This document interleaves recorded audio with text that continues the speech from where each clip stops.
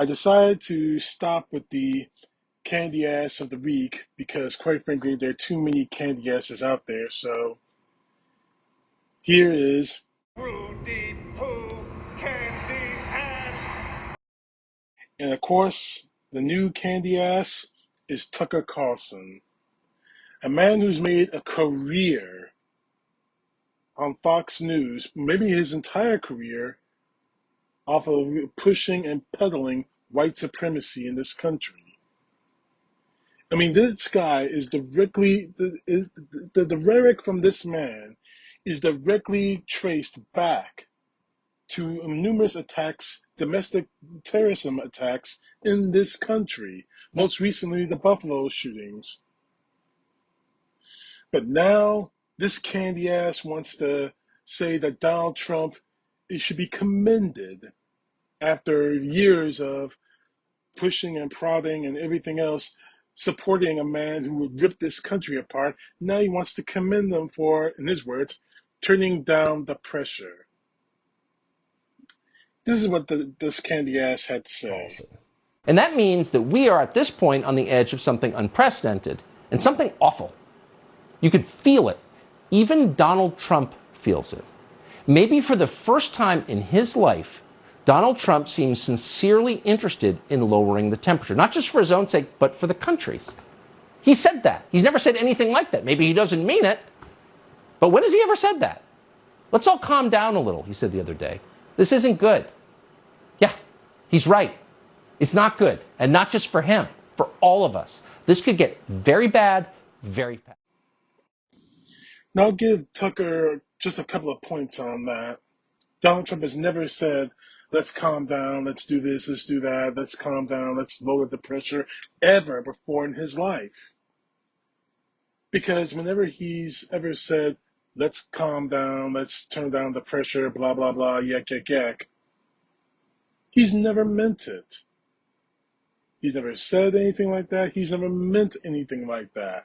And the worst possible way of seeing that was January 6, 2021, an attack that Tucker Carlson himself has defended and said everything but the facts that January 6 was a domestic terrorist event.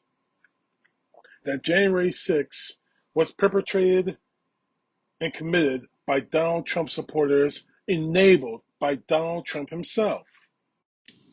Almost to the very point that you refused to air the January 6 Select Committee's public hearings on Fox News and calling it propaganda, regardless of how much evidence has been shown linking Donald Trump directly to what happened on January 6. Matter of fact, let's play that clip, shall we?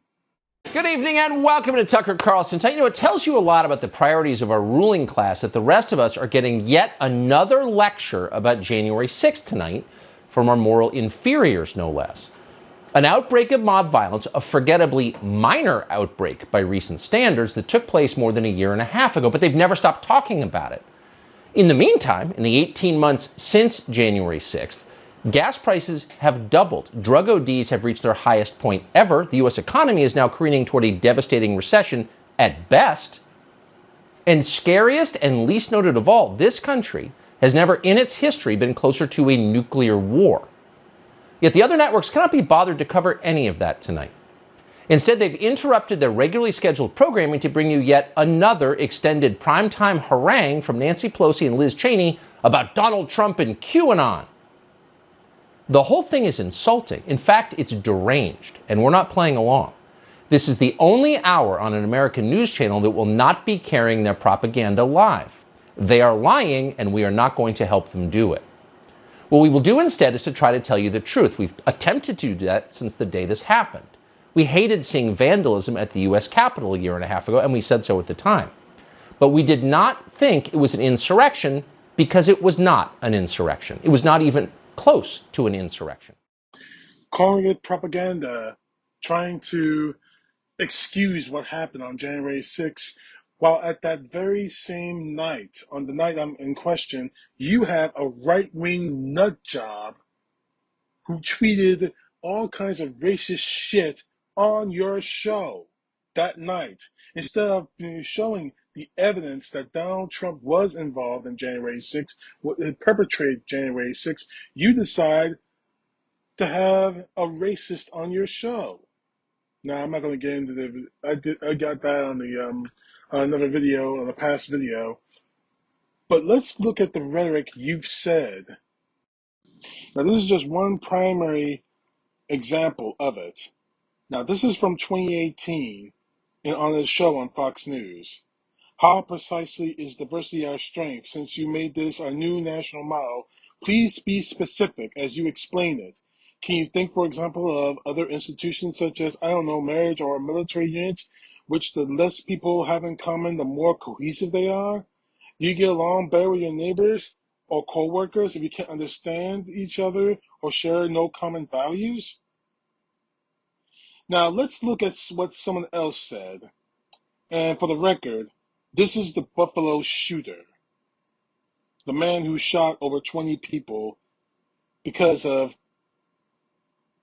what's the term I'm looking for? Oh, that's right, replacement theory. Something that Tucker Carlson has been pushing. Why is diversity said to be our greatest strength? Does anyone even ask why?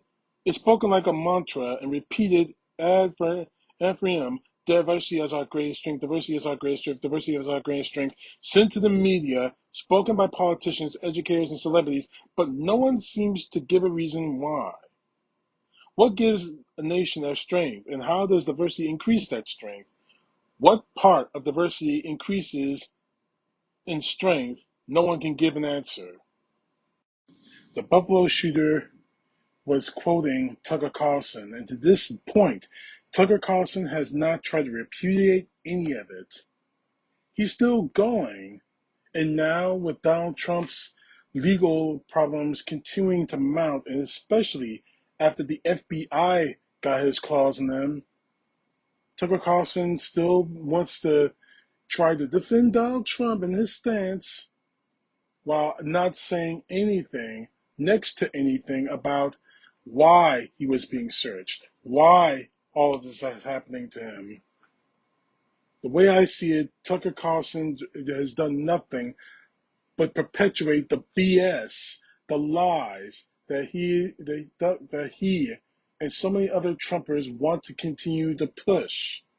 That Donald Trump is completely innocent, that Tucker Carlson has done absolutely, positively nothing wrong, and more to the point, that Donald Trump needs to be reinstated as president, not even in an election, that he should be commended for trying to try to stop the fire that Donald Trump himself has started.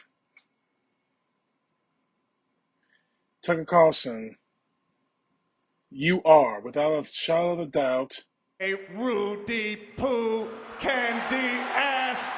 and frankly, you are not the only one. CTP, know the truth. God bless. Peace to the left, justice to the right.